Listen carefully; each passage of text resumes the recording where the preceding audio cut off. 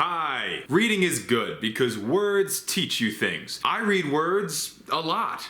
But sometimes there are too many words at once when there doesn't have to be. Far and away, the most common aggressor of having too many words at once is books. Not all books, but the ones that I encounter which do, I do not finish. Luckily, the greatest human creation of all time is here to save me from looking unread. Wikipedia. I was on it a lot during 2024, skimming the summaries of stories that I didn't want to bother finishing. So, let's go through some of the best. Here are my favorite Wikipedia summaries for books that I didn't read during 2024. Number 1. East of Eden. John Steinbeck wrote Of Mice and Men, and that was great. And it was short, and it made you feel stuff, as books do, like in your heart and shit. Like when Lenny got shot in the head after he crushed that lady. It's a huge bummer, man. Oh, spoiler alert for Of Mice and Men, by the way. I know that it's been out for a while, but I don't know what the rule is anymore, you know? One time somebody got mad at me for spoiling The Odyssey. I feel like that was safe to talk about the ending. He makes it back. That's the whole thing. That's the whole point. That's the whole thing. So when I heard that John Steinbeck wrote another book, I was like, all right, first off, impressive. 2 books? I haven't even written 1. And I also thought that surely this fellow who kept it to a tight 120 pages the first time wouldn't betray my trust in his laziness and do anything crazy the second time. But he did. It was like 600 pages. Dude, I don't have time for that. I have other shit to do in my life. Do you know how many poorly cropped, out of context clips from House MD I could watch on Instagram Reels in that time? A lot. But at first, when I picked up East of Eden from my local neighborhood bookstore, i.e. the library that I stole it from, and I saw how thick the book was, I thought to myself, wow, I guess he just typed big. But he didn't type big. He used words big. And he used words a lot. Who are you trying to impress, John? Not me. I'm not impressed. I get impressed when you're able to kill Lenny in 100 pages. You know, I get impressed when a guy is able to walk his dog without putting a leash on it. Yeah, I get impressed when somebody's car is really loud. You cut your muffler off and then did 50 in a neighborhood with kids? Cool. But I was not impressed with your page count, John. Luckily, the Wikipedia summary was there to save me, and I was able to read that instead of your brick of a composition, and I have to say, John, not a lot of depth.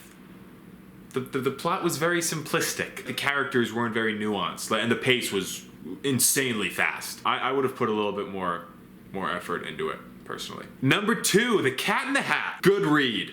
I'll be honest, though, not very realistic. But I get it. You know, I mean, like Dr. Seuss likes to keep it light. Cat in the Hat, book about a silly cat who does silly things. Or like in Green Eggs and Ham, which is a story about some douchebag who for some reason really hates that some guy named Sam is very vocal about his preference of deli meat. Well, like in The Lorax, which is a story about the dangers yet inevitability of late-stage capitalism and its subsequent destruction of the environment, which is very fun for children. But he kept it light.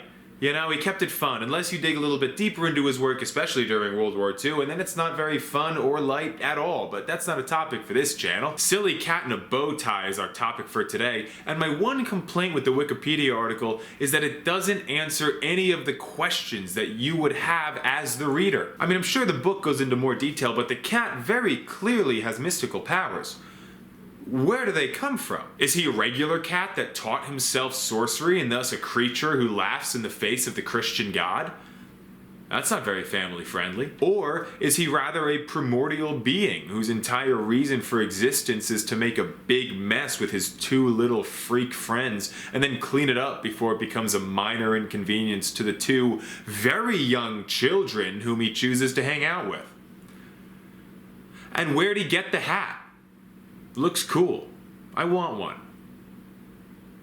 I'd wear it on dates. Number 3, JFK, coming of age in the American century. I pride myself as a little bit of a presidential historian, and JFK is actually one of my favorites. I know a lot about him, like how he was hot, and like how he didn't sweat during that one debate and then he became president because of it. Jokes aside, that's actually kind of real. That's a little bit of the reason he beat Nixon in 1960. But don't worry, because soon enough, Richard Nixon would get his time in the sun, which famously turned out great. Or what about the time when Marilyn Monroe seductively sang happy birthday to him in the middle of Madison Square Garden? They had an affair, you know? I mean, that's crazy.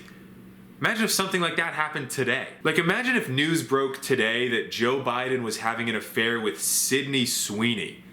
That is exactly the same in every way. But just because I know basically everything about JFK's presidency, as I just proved, doesn't mean that I'm not always on the hunt for more knowledge, which is why I picked up JFK Coming of Age in the American Century. Now, this book interested me because it covers Kennedy's early life, which is something I don't really know much about. But then, same thing as with East of Eden, when I opened the book I realized that not only were the words small, which meant that every single page had a lot of them, but there were hardly any pictures. I tapped out of that book real quick.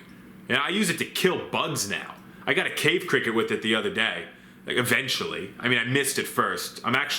I'm kind of pissed about it. I don't want to get too into it, but basically the other day I got scared by a cave cricket that appeared on my rug, and so I jumped to the other side of the room and I grabbed the Kennedy book and threw it at the thing, but missed. So now I have a giant Kennedy biography-sized hole in my fucking wall, and my landlord is never gonna patch that up. So I grabbed the other copy of the book, and I actually forgot to mention that earlier. I got 2 copies of the book because I thought that I would like it so much that I would want one copy to read and annotate and shit, and then I'd have another copy to keep in really nice condition on my bookshelf. I don't know why I thought that would be a good idea. I mean, first off, I've never annotated a single thing in my entire fucking life. Not even in high school, when it was an assignment. I would just underline random lines and write good point in the margin, and I always got an A. So that's an issue with our education system, which I'm not even gonna touch on right now. But yeah, I got 2 copies of the book because I thought I would love it so much, but then I didn't even make it past the first 3 pages because there were so many words and not even a single picture break. And I know, I really should have opened the book and looked inside before getting it, but I couldn't because I have to move really fast in the library because they know who I am now and they know that I'm only there to steal shit and they're ready for me now. So I have to sprint in, grab, and then sprint out. They hired a security guard, bro. The publicly funded library hired a security guard using my taxpayer dollars to stop me from taking books that they also purchased using my taxpayer dollars? Explain to me how that makes any fucking sense. I mean, what's next? The government's gonna get mad at me for intentionally putting potholes on my street because I think it's fun when I drive and it's bumpy because it feels like a roller coaster? Fuck off, dude. Fuck off. But I got the books. I got 2 of the same book because I thought that I would like it so much. And I was able to kill the bug with the second copy of the book because it wasn't like even moving. This thing was stupid as hell, this bug. Dude, I mean, no sense of fight or flight. No sense of self-preservation. I mean, he was just sitting there and staring as this image of famous president and even more famous adulterer John Fitzgerald Kennedy very quickly became bigger and bigger within his field of vision until he turned into a puddle of yellow liquid. Anyways, yeah, I checked on the Wikipedia article, I skimmed it, and it actually seemed pretty interesting. So maybe I'll give the book another go sometime. Anyway, that's the list. I hope you enjoyed, and I hope you found the books on it interesting. All 3 of them. Subscribe, because I'm going to do another video next week. And also like and comment and stuff like that. And also, bye.